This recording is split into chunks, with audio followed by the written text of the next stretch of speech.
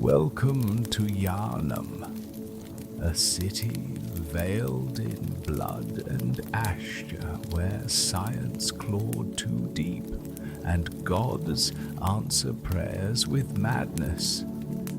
In Bloodborne, nothing is as it seems. Every beast was once a man, every church hides a secret, and every hunter walks a path stained by forgotten truth. This is not just a tale of monsters, it's a descent into a dream, one that remembers you.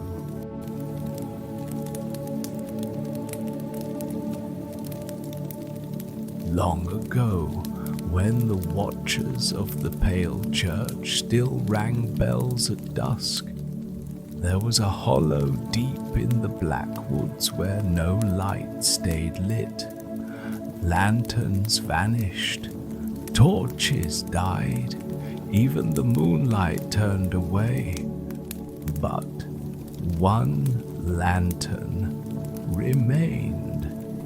It swayed on no branch. It cast no shadow, and it called to those who wandered too long with sorrow in their bones. They say it fed on fear, and deeper still, on grief.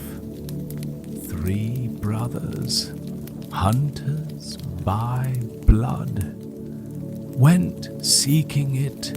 Cadden, the eldest, strong and solemn, Mirek, the middle, bold and reckless, and Aran, the youngest, quiet, watchful, strange. They rode at dusk, blades sharpened and blood vials full. The 2 older brothers never returned. Only silence. No Cadden with his furrowed brow and iron stride. No Mirek with laughter loud as thunder. Not bone, not blade, not even blood. Just hoof prints in the frost, ending at the hollow's edge. 2 steeds wandering back at dawn, reins torn, eyes wild. Their saddles were empty, their names forgotten by the woods. And the lantern, still burning. They say the lantern hollow devours not flesh, but memory. But Aran had never entered. While others mourned, Aran read.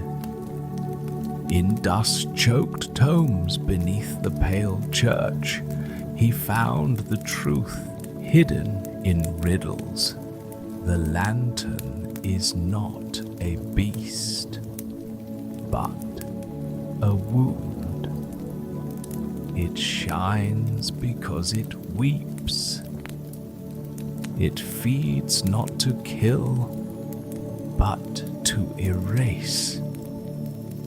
He learned that it lures the broken-hearted and buries their sorrow by devouring it. So he prepared not with steel, but memory. He bound his grief into a charm, ashwood carved with his brothers' names, silver filament stolen from a bell maiden's robe, bits of ribbon, hair, and soil from childhood graves. Then he walked alone into the hollow. There it hung, the lantern, glowing warm, familiar, Inside it whispered with voices of the lost. Iran did not blink. "I am not afraid," he said. "I am remembering." And the hollow shivered. From the dark, the true thing came, a being of silk and sorrow, its face stitched with weeping eyes, its voice a lullaby in a language of graves. "Give me your sorrow," it said. "I will bury it for you." But Aaron raised the charm. For the first time, the lantern cast a shadow, and the names engraved there began to sing, a hymn of blood and memory. The creature wailed, its body unraveling like thread. It could not bear what it could not consume, and Iran whispered one last time, "I remember all of you." The thing screamed and came undone. What remained was silence. The lantern fell, no longer golden, no longer hungry, just hollow. Aaron picked it up, struck a single match. Its light returned, not bright, but warm. And as he walked from the hollow, the dusk bells rang once more.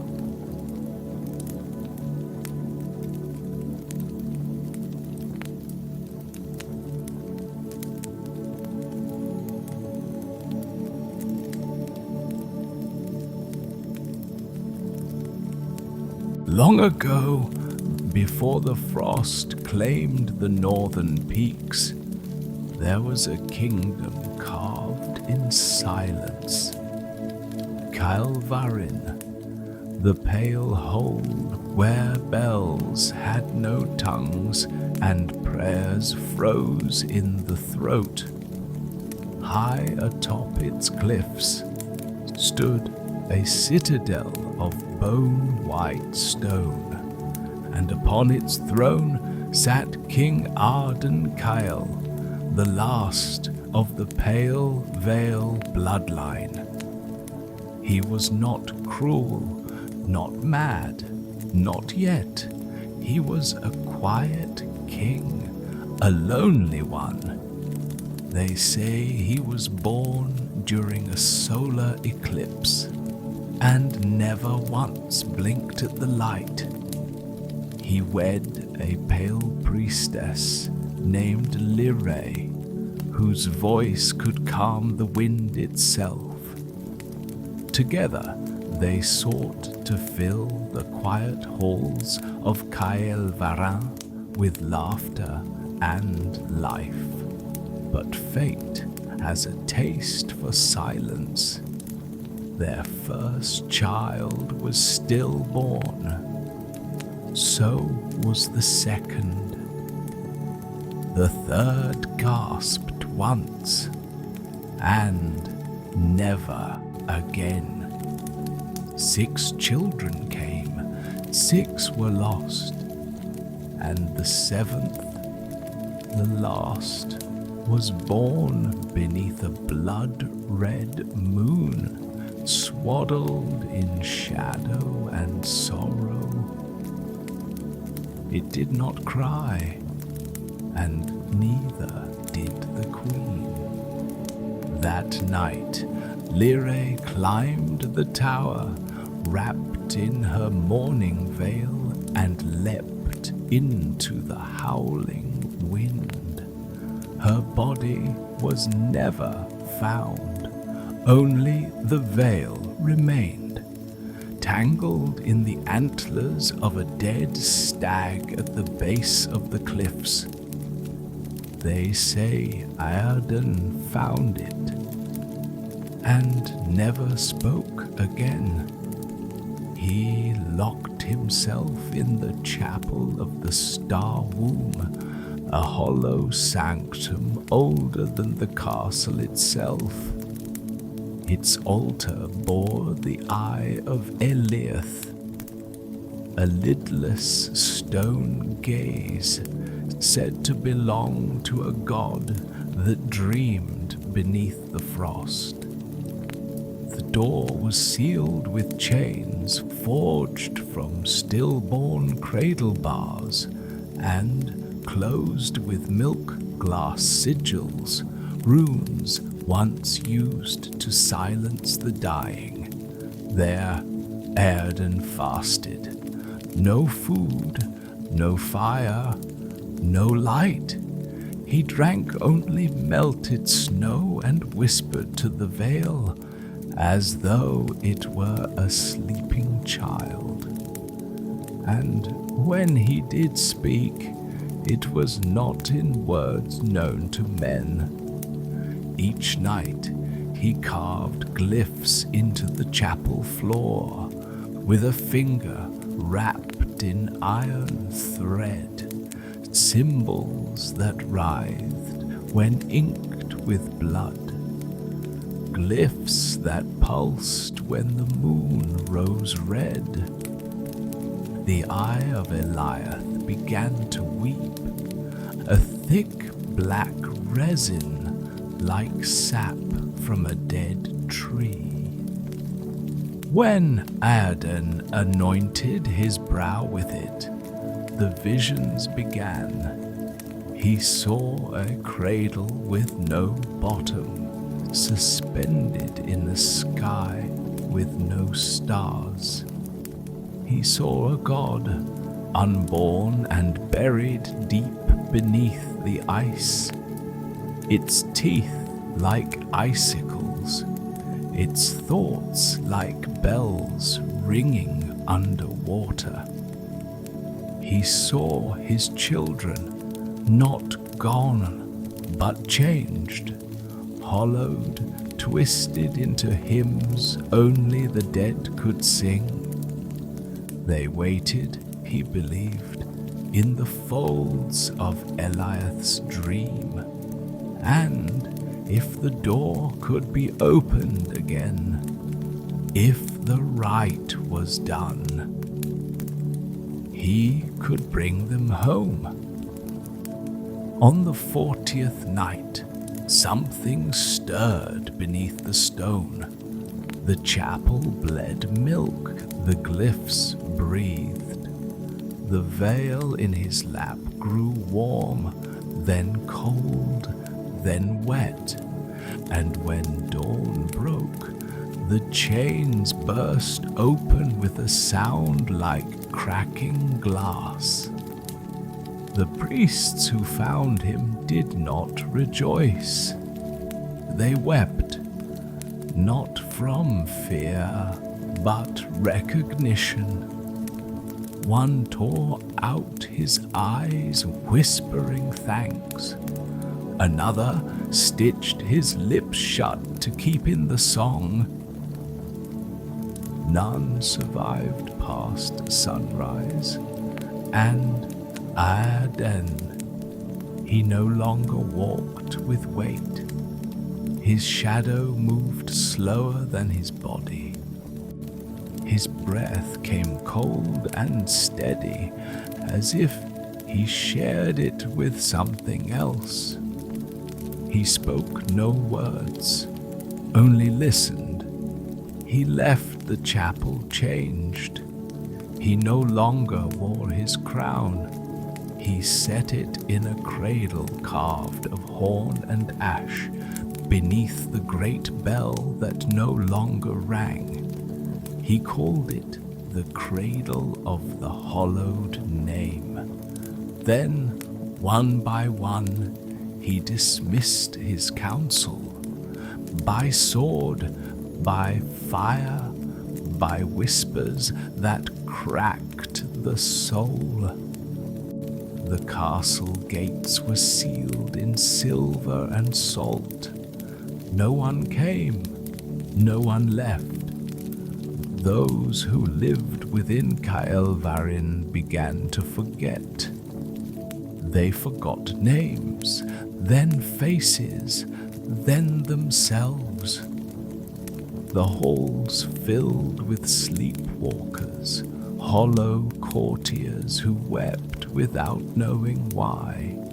Mirrors warped, paintings bled, the chandeliers sang lullabies in tongues made of insects and glass, and Aedan wandered still, veiled, humming.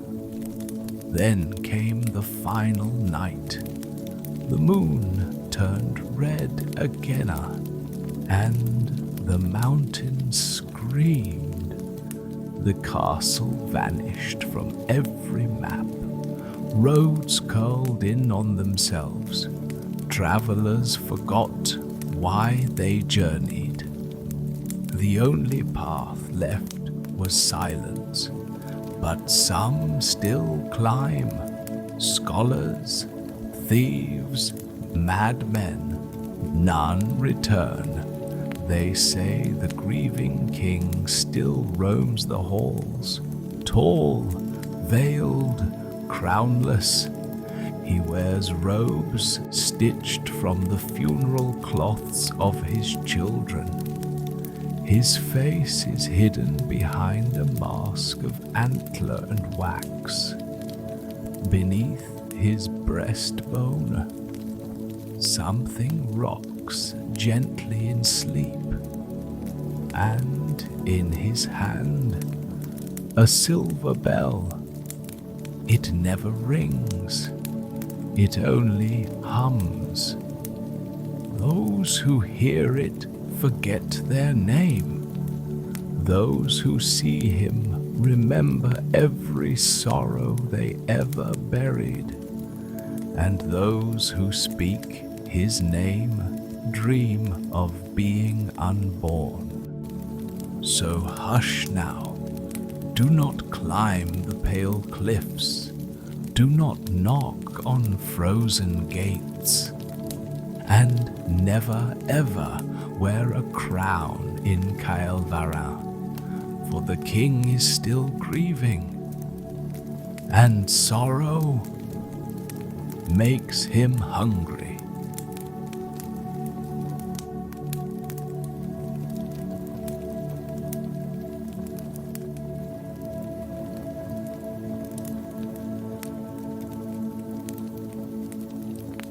There once was a man named Corvin Meyer, the last warden of the Hollow Parish. He kept the lantern vigil, a sacred rite that kept the blood-hungered things of the Low Hollow from crossing into the village of Dreiglen. Each dusk, he rang the bell. Each dawn, he marked the bloodlines. Each day, he grew quieter. The vigil had worked until the stars changed. Children were born with teeth. Lambs cried with human voices. Lanterns burned black. And from the hollow, something came walking. It did not knock. It only watched. Corvin knew the signs. In the old bellkeeper's book, a forgotten tome passed from warden to warden. It was written, should the stars wane and the hollow wake, only blood-bound flesh may hold the line. But beware, the beast born of love does not die clean. He knew what it meant. The rite required a sacrifice, not of the body, but the soul, to bind himself to the hollowing curse, to become the very thing he had guarded against. But with his will intact, Corvin did not tell the villagers. He kissed his daughter's forehead. He hung his lantern on the chapel gate. Then he walked into the hollow. It was not a place of trees anymore. It was sinew, root, bone. It breathed. At the altar of the hollow star, a twisted tree grown from the skull of an ancient beast. Corvin drank from the cerement chalice. The liquid was cold and bright and screamed as it went down. And he changed. His hands split open into claws. His eyes bloomed with moons. His voice became a guttural hymn of bells and sorrow. But he did not lose himself. When the hollow beasts came, shrieking, many-limbed things with lanterns where their heads should be, Corvin was waiting. He fought, he bled, he tore them down. For every wound he took, his mind dimmed. But he remembered her, his daughter's laugh in springtime, her hand in his. When the final beast opened its jaws to swallow him whole, Corvin spoke, "You will not pass, not while I stand, not while I remember her name." And he drove his claws through its lantern heart. The hollow collapsed, not in fire, but in silence. The stars blinked once and looked away.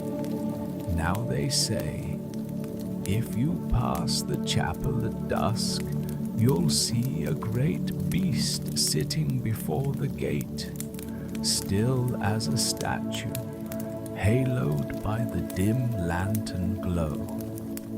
Some think it sleeps, some think it waits. But the villagers know Corvin Maya still keeps his vigil.